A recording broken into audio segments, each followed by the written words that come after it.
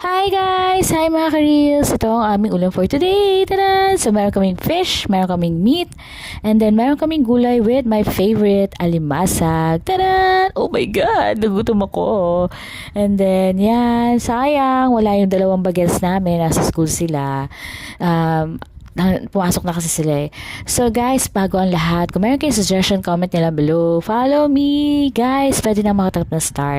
So yan, ito yung pinaka-favorite ko eh, yung may gata. Nakapasarap niya. Alam mo, nakakamay ako kumain yan ha. At syempre, merong isang bata dyan na gusto na naman niya agawin yung mga alimasag ko. 'Di ba? He wanted to eat alimasag all by himself. Ayaw akong tirahan. Pero buti na lang, nakakain pa rin ako. 'Di ba? So, ang sarap ng ulam namin ngayon. Eto, meron kaming fish. Yung fish for my mom and dad yan eh. And then yung meat, kasi yung brother ko, hindi siya kumakain ng alimasag. Medyo hirap siya. Ayaw niya yung mga nagbabalat. Yun lang guys.